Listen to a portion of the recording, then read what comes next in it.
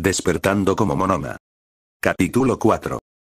El sonido agudo de una alarma resonó en su teléfono celular, haciendo que gimiera con molestia. Monoma, levantándose de su montón de paja usado como cama, abrió los ojos con pesadez, bostezando con desgana, atrapado en una dejadez de su parte, sin nada más que ponerse al día. La realidad que lo recibía un día más, le hacía mal siquiera pensar en aquella implicación, así que se negó a indagar demasiado en eso. Sabía exactamente dónde estaba en un mundo subvertido de lo que solo podría ser considerado un milagro de vida, que no era su hogar. Maldita sea, murmuró Monoma, apagando el molesto sonido de su teléfono celular, una mala y desagradable melodía de héroes americanos. Había despertado en este cuerpo que no era el suyo desde el mes pasado, un mes completo en el que tuvo que hacer las paces consigo mismo. Comprender que no era el responsable de lo que sea que había pasado, las implicaciones que representaban el haber transmigrado repentinamente en esta nueva realidad. Al principio, había intentado convencerse de que era solo un mal sueño, de que pronto volvería a su vida normal, a su cuerpo, a su mundo. Pero los días habían pasado, y nada cambiaba. Seguía siendo Neito Monoma, un niño de 10 años que vivía en una versión distorsionada y peligrosa del mundo que él conocía. ¿Cómo era capaz de existir una biología tan bizarra como la de este mundo, lo suficientemente impactante como para traer a la vida los superpoderes? Se levantó de la camilla improvisada y se dirigió hacia la ventanilla de la desagradable cabaña. No tomó en cuenta el consejo de aquella criatura, hombre lobo de aquella vez. Y tampoco había vuelto a ver algún rastro de licántropo desde aquel entonces. La imagen reflejada era la misma que había estado viendo desde que llegó aquí. Cabello rubio desordenado, ojos grises afilados y una expresión de desgana que no le pertenecía. Lo único que podía considerarse suyo era su expresión de descontento y completa resignación en aquel rostro que le parecía tan ajeno. Él no era este niño, y la desconexión entre su mente y el cuerpo que habitaba era casi insoportable. Fue como volver a aprender de nuevo. ¿Por qué yo? ¿Por qué aquí? Se preguntaba una y otra vez, buscando respuestas que no encontraba. Pero ya se había vuelto insensible hacia aquellas preguntas que quedaron sin respuesta. Despertar en un mundo donde las leyes de la realidad parecían doblarse para el capricho de cualquier transeúnte era aterrador. No solo estaba atrapado en el cuerpo de un niño desconocido, sino que el mundo mismo era diferente. Había personas con habilidades imposibles, criaturas mutantes caminando por las calles, y algo llamado quirks que, según sus investigaciones, definía quién eras en esta sociedad hasta cierto punto. Una sensación abrumadora de irrealidad lo invadía cada vez que salía de la casa y veía a la gente caminando con normalidad, como si nada fuera extraño. Tuvieron que pasar días, semanas, para siquiera sentirse mínimamente consciente de sí mismo, para no salir despavorido por cualquier mutante que encontrara por la acera. Apenas podía pasar desapercibido dentro de esta sociedad, acostumbrado hasta cierto punto a la hora de explorar. Cada día, se sentía como un impostor, un extraño en un mundo donde los peligros eran reales y constantes. Durante las primeras semanas, se había negado a interactuar con la gente. Pasaba los días investigando desde los centros de informática que podían encontrar los establecimientos comerciales, tratando de encontrar alguna pista de por qué estaba aquí o cómo regresar a su vida. Pero, cuanto más leía, más se daba cuenta de que no había escapatoria. Este no era solo un sueño o una ilusión. Era la realidad, una realidad que para su malestar debía asumir por el bien de su cordura. Durante esos primeros días, la desesperación fue su única compañera.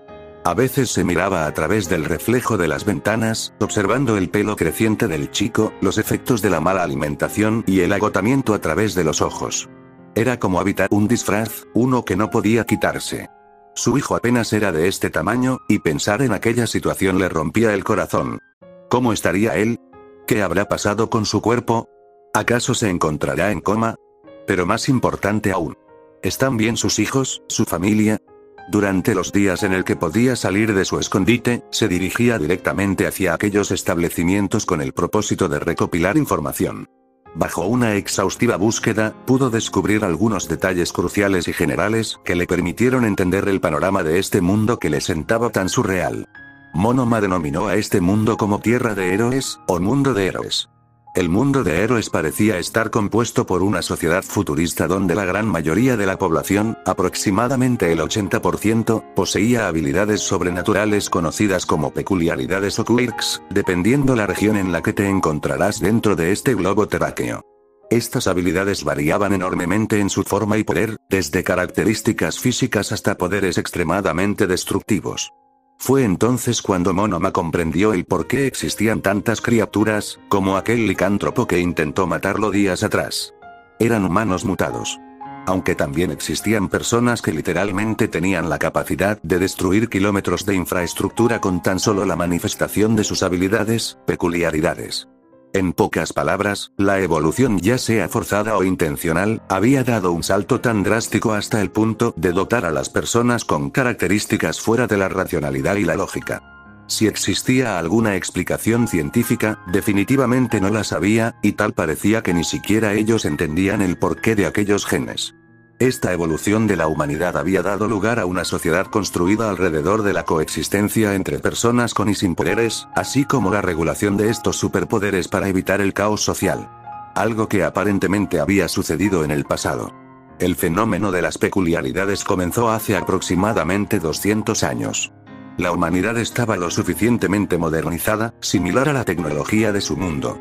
Pero en aquel entonces, debido al surgimiento de las peculiaridades, el mundo como se conocía había caído en una crisis global peor que cualquier guerra mundial.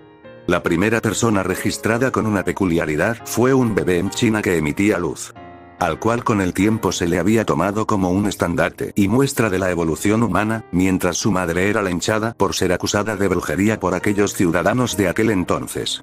Con el tiempo, la aparición de estas habilidades se convirtió en algo común, moldeando la civilización en su conjunto. Las peculiaridades pueden heredarse genéticamente, lo que ha llevado a una gran diversidad de combinaciones y manifestaciones. Las peculiaridades han transformado la sociedad de manera significativa, afectando tanto la política, como la economía y las interacciones sociales.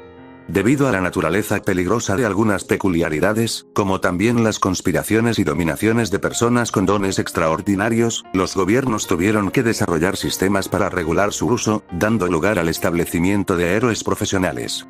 Héroes por nombre, funcionarios del gobierno altamente capacitados, ese era su función a grandes rasgos. Como tener superpolicías ocupados por mutantes de los X-Men. La sociedad de este mundo tenía amplios matices, y múltiples complejidades imposibles de resumirse a grandes rasgos. Pero si había algo que parecía ser lo suficientemente claro, era la gran separación de dos comunidades principales que componían la estructura de la sociedad. Dos grandes categorías de individuos con una historia muy distintiva, por no decir que sangrienta. Los poseedores de peculiaridades y los no peculiares.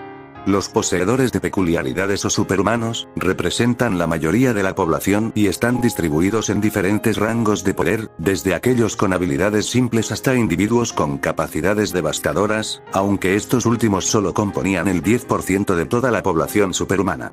Entre ellos, algunos se convierten en héroes, otros en civiles comunes, y un pequeño número optaba por el crimen o el terrorismo. Los no peculiares o Kirkles, constituyen el 20% de la población. Aunque se integran en la sociedad, los no peculiares son vistos como una minoría en desventaja. En muchos casos, sufren discriminación o son marginados debido a la predominancia y la importancia social de las peculiaridades.